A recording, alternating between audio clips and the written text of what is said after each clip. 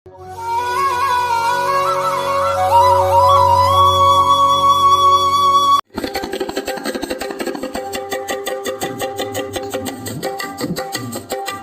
गए फिर तैयार हम सब जाने को स्कूल में। आओ बच्चों तुम सब आओ सरकारी स्कूल में। स्कूल चलो तुम, स्कूल चलो तुम, खूब पढ़ो तुम, खूब पढ़ो तुम। हो गए फिर तैयार हम सब जाने को स्कूल में। आओ बच्चों तुम सब आओ सरकारी स्कूल में। स्कूल चलो तुम, स्कूल चलो तुम, खूब पढ़ो तुम, खूब पढ़ो तुम। यहाँ मिलेंगी मुफ्त किताबें और मिलेगा बस्ता भी। यूनिफॉर्म मिलेगी दो दो मोजे भी और जूता भी। गरम मिलेगा खाना और जाड़े में मिलेगा स्वेटर भी। सबसे अच्छी बात न कोई फीस बेहतर शिक्षा भी। यहाँ के शिक्षक बहुत योग्य हैं, रहते हैं उसूल में। आओ बच्चों तुम सब आओ सरकारी स्कूल में। स्कूल चलो तुम, स्कूल चलो तुम, खूब पढ़ो तुम, खूब पढ़ो तुम। आओ तुम आकर तो देखो कितना सुंदर है स्कूल। जहाँ लगे हैं पेड़ और पौधे उनमें रंग बिरंगे फूल। वातावरण मिलेगा तुमको बिल्कुल घर के ही अनुकूल।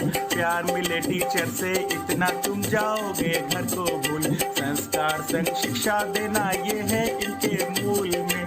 आओ बच्चों तुम सब आओ सरकारी स्कूल में। स्कूल चलो तुम, स्कूल चलो तुम, खूब पढ़ो तुम, खूब पढ़ो तुम। कायाकल्प अभियान से अब विद्यालय हुए हैं आकर्षक। शौचालय और स्वच्छ पेयजल की भी व्यवस्था है भरसक। बिजली और खेल सामग्री और यहाँ है फर्नीचर।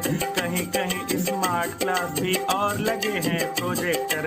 कॉन्वेंट सी सुविधाएं हैं अब अपने स्कूल में। आओ बच्चों तुम सब आओ सरकारी स्कूल में। स्कूल चलो तुम, स्कूल चलो तुम, खूब पढ़ो तुम, खूब पढ़ो तुम।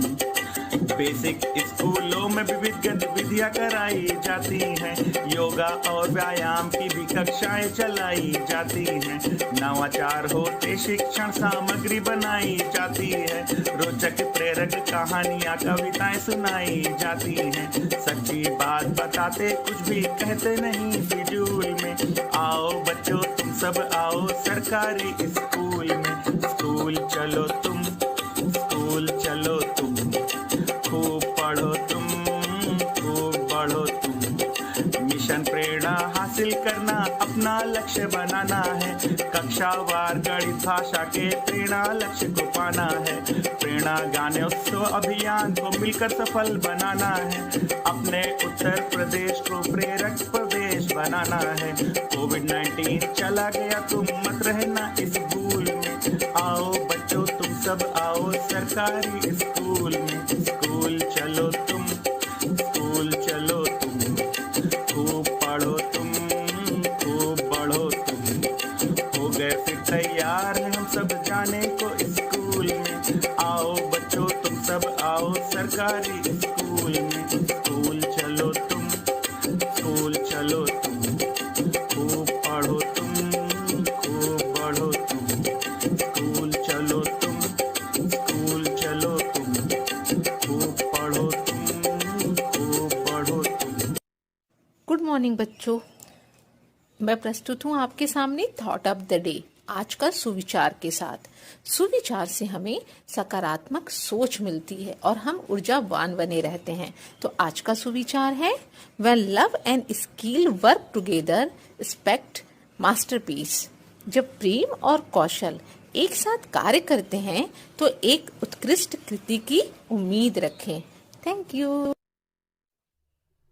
शुभ प्रभात। आज का शब्द है पैसिफिक, PACIFIC, जिसका अर्थ है शांत, शांति प्रिय या शांति लाने वाला। बच्चों अब इसका वाक्य में प्रयोग करते हैं। It was strange to see my usually pacific friend yell at the shopkeeper. यह मेरे लिए आश्चर्य था कि प्रायः शांत रहने वाला मेरा मित्र एक दुकानदार पर जोर से चिल्लाया। धन्यवाद। नमस्कार बच्चों, मैं लेकर आई हूँ आपके लिए आज की पहेली। कपड़े उतरवाए, पंखा चलवाए, कहती ठंडा पीने को, अभी अभी तो नहा के आया, फिर से कहती नहाने को। बताइए बच्चों, इसका उत्तर क्या होगा? बूझिए। इसका उत्तर है गर्मी।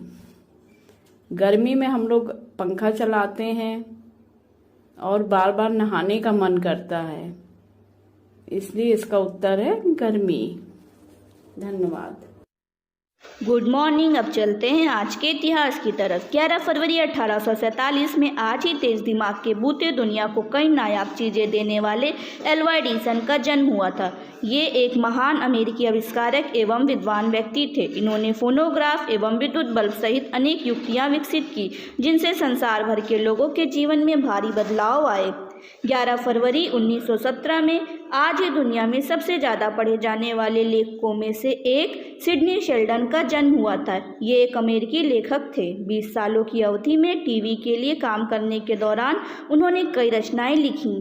50 साल की उम्र होने के बाद भी उन्होंने master of the game, the other side of midnight जैसे सर्वाधिक लोकप्रिय उपन्यास लिखना शुरू किया, जिससे उन्हें बहुत अधिक ख्याति मिली। Thank you. Good morning. Special of the day में आज हम बात करेंगे पंडित दीनदयाल उपाध्याय की। आज इनका स्मृति दिवस है। दीनदयाल उपाध्याय एक विचारक, अर्थशास्त्री, समाजशास्त्री, इतिहासकार और पत्रकार थे। पंडित दीनदयाल उपाध्याय राष्ट्रीय स्वयंसेवक संघ के चिंतक और संगठनकर्ता थे। वे भारतीय जनसंघ के अध्यक्ष भी रहे हैं। वे एक समावेशित विचारधारा के समर्थक थे, जो एक मजबूत और सशक्त देश बनाना चाहते थे। उनका मानना था कि आजादी के बाद भारत के विकास का आधार अपनी भारतीय संस्कृति हो, न कि अंग्रेजों द्वारा छोड़ी गई पश्चिमी विचारधारा। आज के लिए बस इतना ही। Have a good day. Thank you. Good morning students. प्रस्तुत है आज की प्रश्नोत्तरी यानी क्विज ऑफ द डे। तो चलें शुरू करते हैं। सबसे पहला क्वेश्चन है, ड्राइवर की सीट के बगल में कौन सा द्रपड़ होता है? ड्राइवर की सीट के बगल में कौन सा द्रपड़ होता है? उत्तर है उत्तल दर्पण। इसे इंग्लिश में हम कॉन्वेक्स मिरर बोलते हैं, क्योंकि ड्राइवर अपने बगल में लगे हुए दर्पण में अपने पीछे का दृश्य देखता है और उत्तल दर्पण में वस्तु का प्रतिबिंब बहुत छोटा बनता है। इसी वजह से दर्पण का दृश्य क्षेत्र भी बहुत विस्तृत हो जाता है और ड्राइवर आसानी से अपने पीछे की पूरी ट्रैफिक को देख पाता है। प्रश्न संख्या 2 है, इंजन में रेडिएटर का क्या कार्य होता है? जी हाँ, गाड़ियों में लगे हुए इंजन में रेडिएटर लगा होता है और उसका क्या काम है? इंजन को ठंडा रखना। उत्तर है इंजन को ठंडा रखना। जी हाँ बच्चों, रेडिएटर इंजन के सामने फिट किया जाता है और यह इंजन से आने वाले गर्म पानी को ठंडा करता है। रेडिएट का अर्थ ही होता है गर्मी को बिखेरने वाला। प्रश्न संख्या 3 है, मीथेन गैस किस ग्रह के वायुमंडल में उपस्थित है? मीथेन गैस किस ग्रह के वायुमंडल में उपस्थित है? उत्तर है बृहस्पति। बृहस्पति सूर्य से 5वां तथा सौर मंडल का सबसे बड़ा ग्रह है। प्रश्न संख्या 4, मार्श गैस किसे कहते हैं? उत्तर है मीथेन। जी हाँ, मीथेन को ही हम मार्श गैस भी कहते हैं, क्योंकि इसकी पहचान साइबेरियन दलदली स्थानों में सबसे पहले की गई थी और ये दलदली स्थानों पर अर्थात मार्शी लैंड पर बहुतायत मात्रा में पाई जाती है। मीथेन का फॉर्मूला होता है CH4, यानी कार्बन का 1 परमाणु और हाइड्रोजन के 4 परमाणुओं से मिलकर के बना होता है। यह प्राकृतिक गैस का मुख्य घटक है और इसका इस्तेमाल ईंधन के रूप में होता है। ओके बच्चों, थैंक यू। सुप्रभात प्यारे बच्चों। और अब हम लोग एक कविता बोलते हैं। आओ हम सब खेले खेल, एक दूसरे के पीछे हो लंबी एक बनाए रेल। एक दूसरे के पीछे हो डिब्बे बाकी बन जाए। चले एक सीधी लाइन में, झुके नहीं दाएं बाएं। सबसे छोटा सबसे पीछे गार्ड बनाया जाएगा। हरी चलाने को रुकने को झंडी लाल दिखाएगा। जब इंजन वाला सीटी दे सबको पाँव बढ़ाना है। सबको अपने मुंह से छुक छुक छुक छुक करते जाना है। आओ हम सब खेले खेल, एक दूसरे के पीछे हो लंबी एक बनाए रेल। धन्यवाद। नमस्कार। आज की बाल कहानी का शीर्षक है स्वार्थी फक्ता और शिकारी की कहानी।